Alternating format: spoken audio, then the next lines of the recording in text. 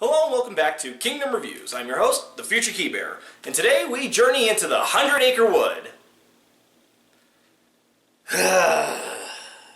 Okay, before I continue, I just want to say I am not against having a Winnie the Pooh world in this game. I like Winnie the Pooh, and having it here makes for a nice change of pace. However, there are just so many annoying factors about how it's handled here. Let's start with how to get there. Remember that book that Sid asked us to deliver to Merlin in our return to Traverse Town? Well, apparently it's the Winnie the Pooh storybook, and Sora can even travel into it. The problem is, you won't be able to do much there because there are 5 missing pages scattered throughout the worlds. Now, 3 of them are easy enough to find. There's one in one of the deepest chambers of the Cave of Wonders in Agrabah, one in Ariel's Grotto in Atlantica, and one on the bookshelf in Dr. Finkelstein's lab in Halloween Town. The final 2 are a bit of a doozy. One is somewhere inside Monstro. Now, if that's not bad enough, there's another annoyance of this whale, which I can't believe I forgot to bring it up in my actual review of it. Sometimes when you try to go there, even if you warp directly to it, Monstro's not there. So not only do you have to search through this incoherent maze in order to find a page, you also have, let's call it a 50-50 shot of you even being able to search there to begin with. The final page is being held by Pongo and Perdita. However, they won't give it to you until you find at least 51 out of their 99 puppies. And seeing as how 100-Acre Wood doesn't technically need to be completed in order to beat the game, even though these sequels assume that you have to complete half of one side quest in order to even get started on another. So, getting into the actual world, Sora goes in alone and almost immediately meets Pooh. Hi there. What's wrong? Nothing. Just thinking. A dangerous pastime? I know. Oh. I was thinking of how to say goodbye to Pooh. Wow. Is Pooh getting into some Zen thinking or something? Oh my god, he's not contemplating suicide, is he? By god, this got dark fast! After Pooh tells Sora that all his friends have disappeared, he gets hungry and goes looking for honey. You know, I would be more upset at this if it wasn't for the fact that this is completely in character for him.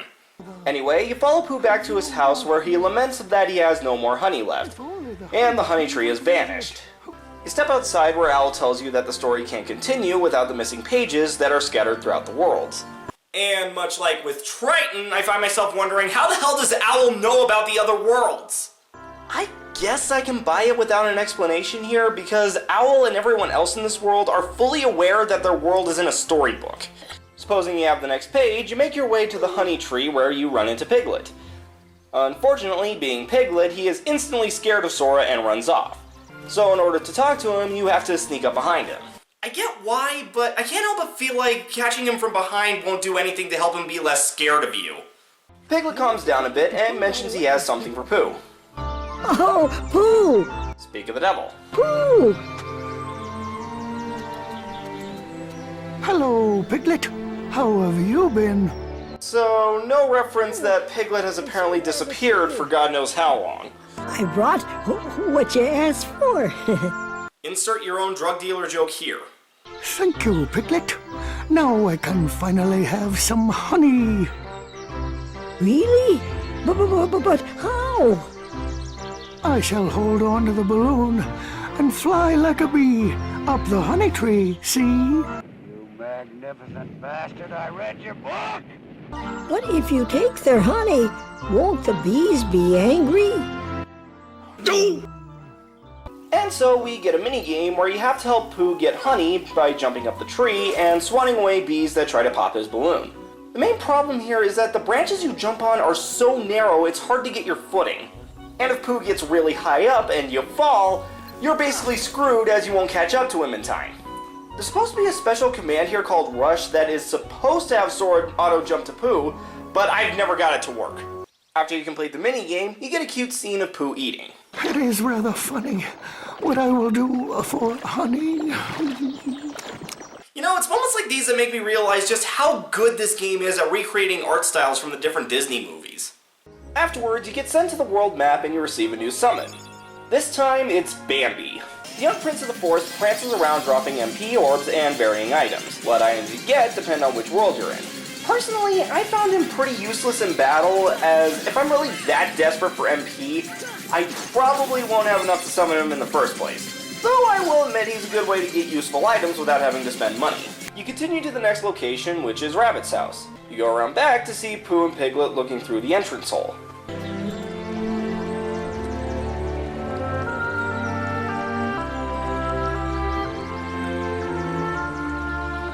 Really? The house said that, huh? You go through what I think is supposed to be the back door. Yeah, that always confused me, seeing as how nobody ever uses the other entrance. And Pooh decides to go through the hole. This is where we meet Rabbit, but knowing what Pooh wants, he claims he has no honey. However, Sora manages to find a few pots hiding in the rafters. Sora, why would you do this to Rabbit? For whatever stupid reason, in order to continue the story, you have to try to leave the entire area. Piglet brings you back to Rabbit's, where you discover Pooh stuck in the entry hole. Rabbit suggests using carrot juice to slim Pooh down and get him out. Well, it's better than the original film where they literally starved him. But before Rabbit can start picking carrots, a certain someone comes bouncing along. Hey there, name's Tigger. T-I-double-G-R, that spells Tigger. Hey, Pooh. Say, you're looking mighty uncomfy today. Is that some new exercise? Why, bouncing around is a lot more fun. Okay, Sora should be in a lot more pain, seeing as how it looks like Tigger is bouncing on his crotch. Well, why do you bounce around so much, Tigger? Why? 'Cause bouncing's what Tiggers do best. Start the song. Well, he asked for it. The wonderful thing about Tigger is because I want to... Speaking of which, my bouncing spot has gone and disappeared. So for now, this will be my new bouncing ground. So what? You bounce here all the time anyway. This leads into our next minigame where you have to protect Rabbit's garden from Tigger's bouncing. However, there are two problems. First, it can be difficult to spot where Tigger is going to land. There is a shadow beneath him, but it only appears when it's too late. Second, Sora's not fast enough to catch him when he goes to the opposite side of the patch. Again, the rush command here is supposed to help, but in my experience it rarely works. Afterwards, Rabbit gives Pooh the juice, which instantly slims him down enough to get through the hole. Damn, there's Slim Fast and there's Slim Flash! Moving on to the next location, you find yourself at a hill with a big tree. There you see Eeyore floating down the river, so naturally it's up to Sora to get him out. And even more naturally, when you do get him out, we see that his tail is missing. Eeyore, I think you need a better adhesive than that tack you use. So Sora decides to help look for Eeyore's tail. Owl gives him the idea to have Pooh go on the swing to get a higher view. After a tedious section where you have to guide Pooh up the hill, you start the next minigame. Here it's all about timing and pushing Pooh so that he goes higher. This one's a lot easier as Owl helps you by giving you an indicator, but it's really kind of boring. You keep pushing Pooh until he lodges out of the swing, and supposing you did it right, he'll land on Eeyore's stick house, demolishing it. So, giving Eeyore even more reason to be depressed is your prize for doing it correctly. But it's okay, because apparently Eeyore's tail is on top of the house. Somehow. And the only way to get it down was by turning Pooh into a kamikaze bear. Because Sora totally isn't tall enough to just grab it. Next up is Tigger's bouncing ground. You start off with a quick memory game where you have to follow Tigger and Roo's pattern across the tree stumps. Once that's done, you'll have another timing minigame where you have to bat the nuts being thrown at you in order to break the giant pot in the center. Only real problem with this one is that it's kind of slow. I think this is the best location in the level. For one, it has probably the best minigames this world has to offer. Second, there's also a lot to explore around here, with all kinds of little secrets to discover. Next we reach our final location, the Muddy Path, and our final minigame. It's essentially a game of hide and seek, searching around the location for all of Pooh's friends, the idea being to find them all as fast as possible. However, even when you find them, they make you jump through hoops in order to get to them, including requiring Pooh to be with you.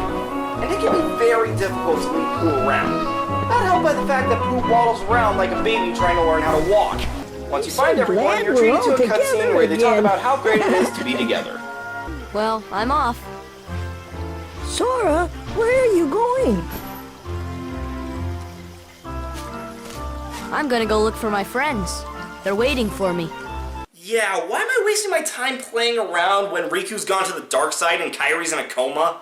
Sora leaves, the book gets new cover art, which looks really nice, and the keyhole locks itself, I guess. So that was 100 Acre Wood, and... well, I appreciate what it tried to do. Hi there. Like I said before, I don't have a problem with having a Winnie the Pooh level in this game, especially seeing as how it's used for a series of mini-games. The problem is, the minigames suck. Well, okay, conceptually the mini-games are great. Stuff like helping Pooh up the honey tree and keeping up with Tigger are great ideas, but the games themselves are poorly designed. When I complete a minigame, I should say, well, that was fun. Can't wait to come back to try to improve my high score. Not, whew, glad that's over. The rest of the world, though, was perfectly fine. I like how this world is a magic storybook, the characters are presented well, and unlike most of the other worlds in this game, it actually looks like the movie.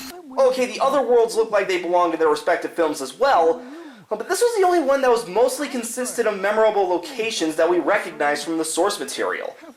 Overall, good ideas, just boring to go through. Well, I hope you enjoyed this bit of fluff, because next time we are going to see some serious shit go down.